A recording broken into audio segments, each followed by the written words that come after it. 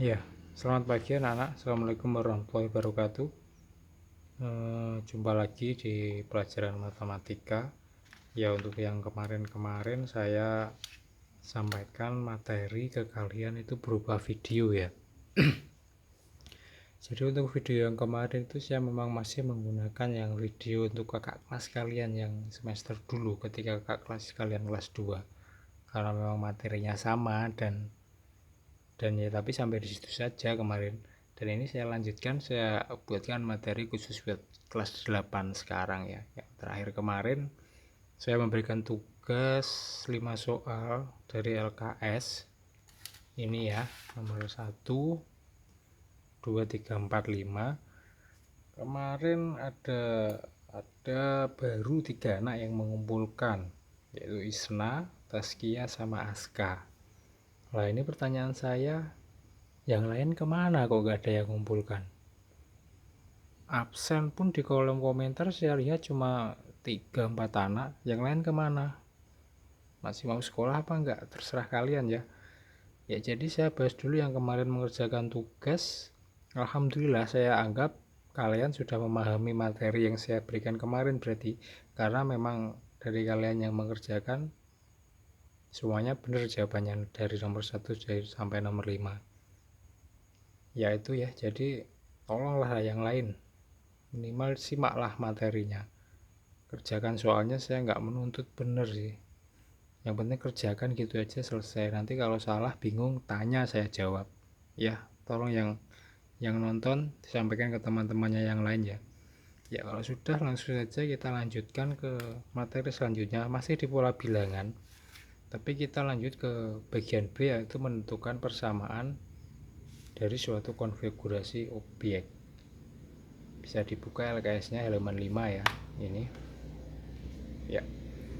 Nah ini materi ini sebenarnya jauh lebih ringan daripada yang kemarin ya. Kalau kemarin kalian saya ajak itu mencari sebuah persamaan, mencari suatu rumus antara barisan geometri atau aritmetika. Nah untuk sekarang ini kita tidak usah mencari rumus lagi, karena memang ada beberapa pola itu yang rumusnya sudah ditentukan. Kenapa seperti itu? Karena memang pola tersebut keteraturannya itu tidak sama. Kalau kemarin kalian mengenal pola itu keteraturannya dari 1, 4, terus 7, itu kan polanya ditambah 3 atau dikurang 2 dikurang 2, terus ada yang dikali 1 dikali 1 dikali 2 dikali 2 sama terus, seperti itu ya maksud saya. Nah ini ada beberapa pola itu yang memang jaraknya itu tidak sama. Contoh saja seperti ini namanya pola bilangan ganjil. Ini masih sama ya, 1, 3, 5, 7, yaitu ditambah 2. Atau pola bilangan genap itu masih sama. Lanjut kebaliknya. Nah ini ada yang namanya pola bilangan persegi, poin 4. Nah itu dari 2, 6, 12, 20. Dari sini ini dijumlah atau ditambah dengan 4. Kemudian ini ditambah dengan 6. Kemudian ditambah 8. Nah dia kan nggak sama, nggak selalu sama, dari 4 ke 6 ke 8 lah. Inilah pola yang sudah ditentukan rumusnya. Nah ini adalah pola atau persamaan dari suatu konfigurasi objek. Makanya di situ sudah ditentukan rumusnya, sehingga ini cenderung lebih mudah. Tapi resikonya ya harus hafal rumusnya. Ya langsung saja saya bahas pertama pola bilangan ganjil. Nah ini sebelumnya saya jelaskan kenapa pola ini kok tidak sama sedangkan kemarin itu sama antara jaraknya. Karena memang pola ini disusun itu berdasarkan konfigurasi suatu objeknya. Contoh pola bilangan ganjil ini disusun berdasarkan bilangan ganjil. Pola bilangan genap disusun berdasarkan bilangan genap. Sedangkan ini pola garis lurus itu disusun berdasarkan garis lurus. Nah ada pola persegi panjang, ini disusun berdasarkan persegi panjang. Maksudnya gini, jika suatu objek itu disusun itu akan membentuk suatu persegi panjang, misalkan 2. Nah ini kurang 1 sebenarnya ya, ada 1 lingkaran lagi gini ya. dari dua objek ini disusun menjadi persegi panjang. Ya maaf ya, jadi ya persegi panjang kan. Kemudian 6 ini juga persegi panjang, ke sini 3, ke bawah 2. Ini juga 12 persegi panjang juga, ke sini 6, ke bawah 3. Otomatis dia persegi panjang. Kalau dia tidak 6, misalkan 4, nah dia tidak akan membentuk persegi panjang, jadinya hanya membentuk sebuah persegi 2, 2. Nah itu ya maksudnya ya.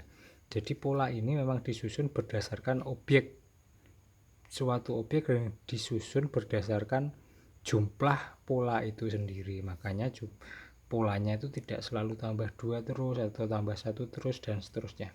Nah ini di bagian ini, di bab ini, itu memang pola seperti ini sudah ditentukan rumusnya. Ini ada pola bilangan ganjil, yaitu persamaannya atau untuk mencari suku ke n-nya cukup gunakan ini, masukkan, selesai. Misalkan mencari suku kedua, tinggal masukkan 2 kali 2 min 1, jawabannya 3 dan seterusnya. Sama dengan pola bilangan genap juga gitu, tinggal masukkan ke rumusnya. Rumus ke n-nya yaitu 2 kali n. Misalkan mau mencari tentukan persamaan atau tentukan pola bilangan pada tentukan suku ke 20 dari suatu pola bilangan genap misalkan, tinggal masukkan, berarti ke 20 sama dengan 2 kali 20 sama dengan 40, selesai. Jadi kalian harus menghafal rumus ini supaya nanti ketika ada soal yang sifatnya close book itu kalian tetap bisa mengerjakannya. Ini ada banyak ya, ada persegi panjang, ada pola persegi, ada segitiga, dan ya kalau di sini mungkin di sini sampai segitiga saja yang dibahas ya. Nah, jadi nanti kalian pengerjaan soalnya itu cukup menghafal rumus ini, tidak usah pakai cara saya yang kemarin. Kalau kemarin kan kita harus menentukan rumus dulu baru bisa mengerjakan soal. Kalau ini tidak, langsung masukkan ke rumus karena rumusnya sudah ada ya. Contoh, saya kasih satu contoh. Ini ada di halaman 7, bisa dilihat ya, halaman 7 itu contoh nomor 1 saja. Diketahui suatu barisan bilangan tersebut 1, 3, 6, 10 dan seterusnya, tentukan barisan bilangan ke-12. Nah ini dilihat 1, 3, 6 ini pola bilangan apa di sini, 1, 3, 6. Nah ternyata ini 1, 3, 6 ini ya, 1, 3, 6, berarti ini adalah pola bilangan segitiga, sehingga rumus yang dipakai ya ini. Nah kita sesuaikan saja barisannya ya, bisa dipahami ya. Nanti juga ini 26 ini pola apa, kalau kalian bingung dilihat saja di sini 2, misalkan 2, 6, 12, 30, 40, dilihat saja dari yang 2, 6 itu yang mana. Oh ternyata ini pola persegi panjang, ya sudah kita pakai rumus ini. Nah, itu ya. Kalau nanti kalian harus menghafal tapi tidak hafal, kita susun saja 2, 6, 12, 20. Ini jadinya itu nanti objek apa? 2, 1, 2, 6, 1, 2, 3, 4, 5, 6 ya. Nah ternyata dia membentuk sebuah persegi panjang ya, berarti dia adalah pola persegi panjang yang seharusnya dan memang harus menggunakan rumus pola persegi panjang. Bisa dipahami ya. Ini lebih mudah dari kemarin karena kalian hanya harus menyesuaikan rumus saja. Ya mungkin nanti kalau ada yang ditanyakan bisa jabir ke saya ya. Ini hanya seperti itu saja nanti, tapi kalau bingung bisa jabir ke saya, nanti saya jelaskan. Nah untuk tugas kalian hari ini silakan dibuka halaman 8 ini ya. Silakan kerjakan pilihan gandanya yang A 1